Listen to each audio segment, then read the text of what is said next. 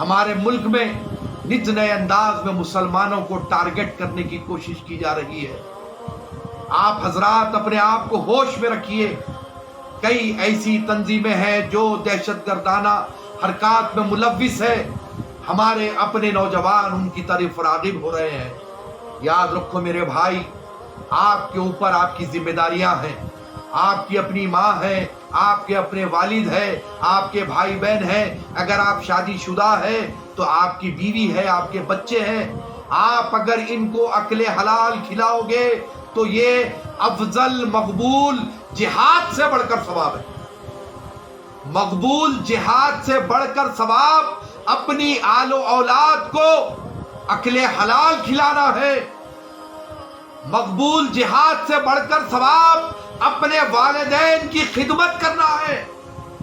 لیکن چند دہشت گردانہ ذہنیت رکھنے والی تنظیمیں مسلمانوں کو گمراہ کر رہی ہے، جس کی وجہ سے ہندوستان کا سارا مسلمان پریشان ہو رہا ہے، اور اغیار دشمنان اسلام اور مسلمانوں کو ٹارگٹ کر رہے ہیں۔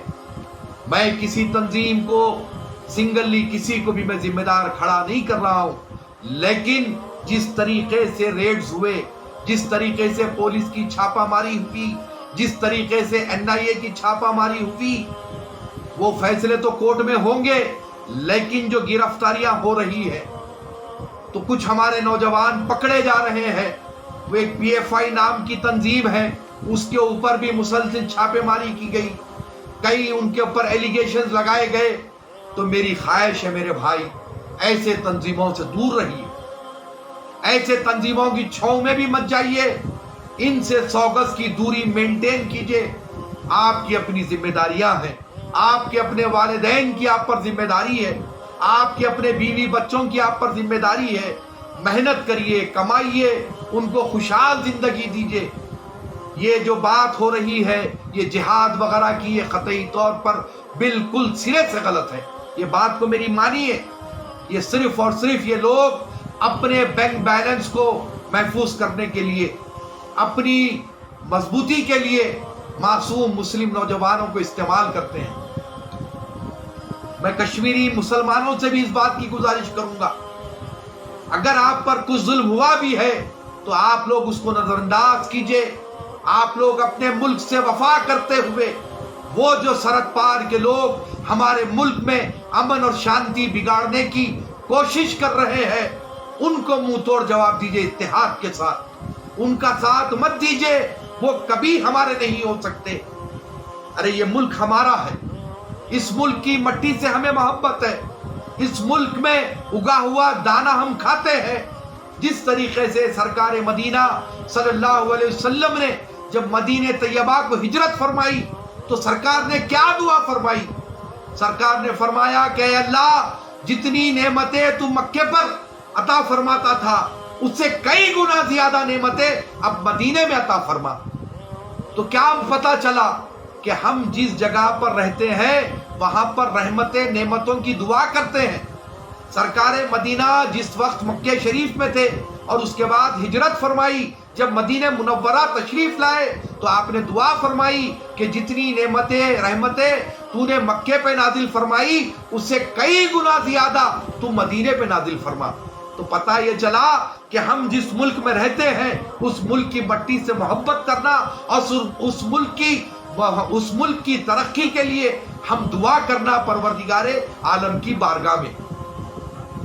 لیکن آپ کہاں جا رہے ہیں میرے بھائی؟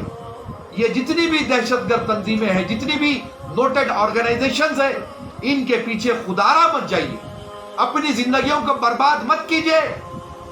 ارے ہمارے اپنے بزرگان دین نے جو ہمیں درس دیا اس پر چلیں، صوفیزم کے درس پر چلیں۔ امن و شانتی کا درس صوفیزم میں ملتا ہے، بھائی چارگی کا درس صوفیزم میں ملتا ہے۔ ہمارے پاس بلا عذر کسی ایک چمٹی کو بھی مارنے کا حکم نہیں ہے۔ انسان مارنا تو بہت دور کی بات ہے، یہ داعش ہے، یہ جتنے بھی القاعدہ ہے، یہ آئسس ہے، یہ حقیقی معنی میں مسلمان نہیں ہے، یہ کسی کے ایجنٹ ہے جو مسلمانوں کو بدنام کرنے کے لیے مسلمانوں کا لبادہ اوڑھ کر یہ حرکات کر رہے ہیں، یہ دہشت گردانہ حرکات کر رہے ہیں، معصوم لوگوں کا قتل عام کر رہے ہیں۔ اسلام اس بات کی اجازت قطعی طور پہ نہیں دیتا۔ اسلام وہ پاکیزہ امن پسند مذہب ہے کہ بھائی چارگی کا درس دیتا ہے، مساوات کا درس دیتا ہے، جسٹس کا درس دیتا ہے۔ اسلام وہ پاکیزہ مذہب ہے بلا کسی عذر کے ایک چمٹی کو بھی اس کے گھرونجے سے جدا کرنے کا حکم نہیں دیتا، ایک چمٹی کو بھی مارنے کا حکم نہیں دیتا۔ انسان کو مارنا تو بہت بڑی بات ہے۔ بہرحال آج کے اس پروگرام میں آپ سے یہی کہوں گا کہ اپنے آپ کو اللہ کی رسی سے مضبوط کریں، اللہ کی رسی کو مضبوطی سے تھامیں، اہل بیت اطہار سے محبت اور مودت کرے، صحابہ اکرام کی تعظیم کرے، اور جو علی کو چاہنے والا ہے اس سے محبت کرے، تاکہ آپ پر اللہ کا فضل و کرم ہو۔ اہل بیت اطہار کی محبت یقیناً ہماری دین اور دنیا کی کامیابی کی ضامن ہوگی، یہ یاد رکھیے۔ اہل بیت اطہار کی محبت دین اور دنیا کی کامیابی کی ضامن ہے۔ اہل بیت اطہار کی محبت جنت اور دوزخ کا فیصلہ کرتی ہے۔ گمراہ مت ہو میرے بھائی، اپنے آپ کو مضبوط رکھو، اہل بیت اطہار کے دامن سے وابستہ رہو، نبی کریم صلی اللہ علیہ وسلم کے دامن سے وابستہ رہتے ہوئے اپنی دین اور دنیا کو کامیاب کرو۔ السلام علیکم ورحمۃ اللہ وبرکاتہ۔